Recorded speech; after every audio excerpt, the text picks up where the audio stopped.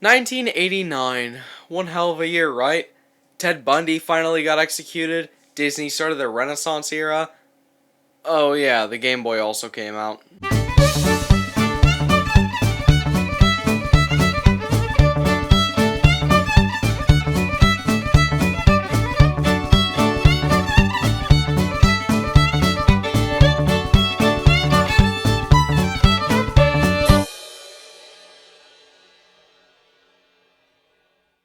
So, before we get to the real next-gen Super Mario game for next year, it is also important to get into the handhelds, I think. And the very first one ever made was for a launch title for a system that was, believe it or not, Nintendo celebrating its 100th anniversary. Yeah, this company is older than Universal Studios. There's barely any information on the game's development, sadly. Other than being originally intended to be a pack-in game for the system, instead of Tetris and being made by a different team at Nintendo. Yeah, that's it. Then this game was released on April 21st, 1989. The end. So, let's play Super Mario Land. The story is about this place called Sarasalad, what? Where 4 kingdoms were put under hypnosis by the hand of Tatanga? What are these names? Tatanga wants to marry Princess Daisy of Sarasaland, and it's up to us to stop that from happening.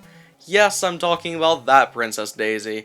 So for those 5 people that wondered where she first appeared, this is the game. I have nothing else to say other than it's a damsel in distress story! The only entertaining aspect is the bizarre names of the worlds and villains. The best way to describe Super Mario Land as a gameplay experience is that it's classic Mario on a handheld. Time to go home. The power-ups from 3 are completely gone in favor of just power-ups from 1. Although this game's version of the Fire Flower is this ball that ricochets all over the place. It is actually kind of fun to mess around with. I think I remember a couple people saying that this is one of the worst power-ups in the series, and I'm just thinking, did we even play the same game? There are some disadvantages here. You can't shoot multiple at once, like the Fire Flower. You have to wait for the ball to disappear off screen to be able to shoot another one. But still, this thing is very useful for getting rid of enemies up high. The controls are alright, the momentum is manageable, and it's better than 1's. But 3's controls are still better due to one key thing. The falling speed is for some reason ridiculously fast. Not from jumping, but from just walking off ledges.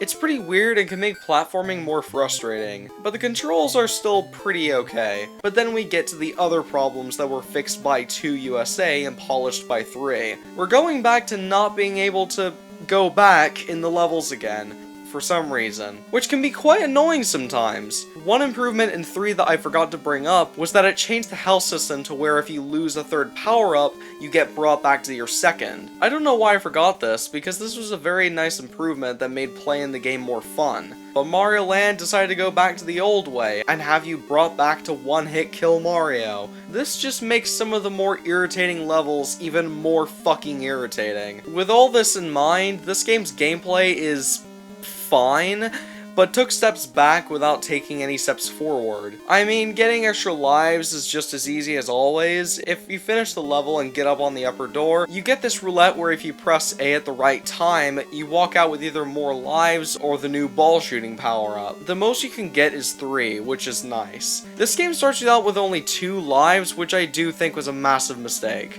I know this game is short and all, but it would be better to get more tries, especially when the level design isn't that good. Truthfully, the level design is okay. Through the majority of the game, the levels provide you with decent platforming challenges, some secrets for more lives, and there's even a couple of these kinda cool shooter levels. They aren't interesting at all, but they do break up the monotony a little. We are back to having only 4 themes, and they are fine. The most interesting one is the Japanese themes, since this would mark as the very first time we've ever seen a Super Mario game have levels that resemble that place.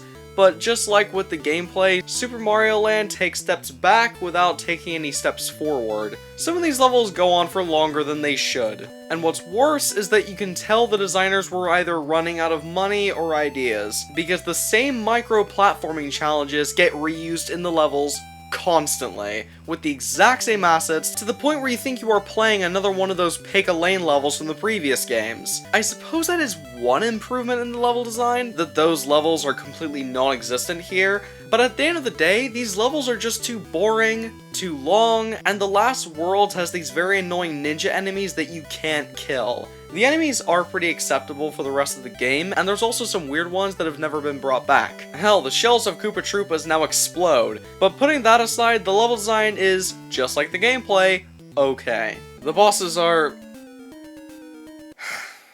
Why do I even bother? These all, apart from the final, work in the same way as Bowser from 1. Reach a switch while dodging the big bad, you win. 2 are done in regular platforming stages, and the other 2 are done in the vehicles. The last one is kinda different, with you needing to just keep firing projectiles at the boss until it dies. It is kinda engaging with you needing to focus on dodging while firing, but these are still pretty boring boss fights that are forgettable as fuck.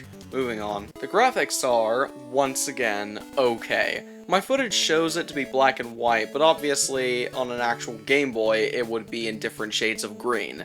So with that said, the environments look very simple, but they work. In terms of visuals, there really isn't any other game in the series like this one. Some very strange enemy designs here and there, and honestly, I'm kind of glad that they've since abandoned this kind of art direction. The cartoony look of the previous games just looks more appealing and aged better. The soundtrack is yet another part of the game that is, once again, okay.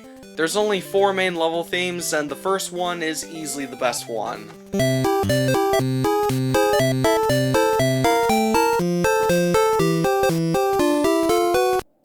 The other 3 tracks sound fine, although with the longer levels, I will say that the Japanese music ended up driving me crazy after a while. Exactly 0 people are asking, what happens when you get to the end? Well, gee, I don't know. You beat the final boss, save Princess Daisy, Mario cheats on Toadstool, the end. That was Super Mario Land. Really not much to comment on. I can't come up with anything clever to say. This is just a mediocre platforming game on handhelds. That's it. It has a few annoying quirks here and there, but even then it's still pretty inoffensive. All in all, this is probably one of the least interesting games in the series to talk about. Yes, this has its own assets, unlike Lost Levels, but at least with that game, there was still something to say. Super Mario Land is just... there. However, I would put this above the first game and Lost Levels for one key reason. It's shorter. On the scale of quality, Super Mario Land will receive a 5 out of 10. Give it a try. And with that, this concludes this year's Super Mario Summer. This year was way more successful, I'd say, given how I managed to make 4 of these this time. The awesome part is that I only have 2 more games until we make it to the very first 3D entry. Can't wait to see how next year turns out. This was Max Drive you just watched. See you on the other side.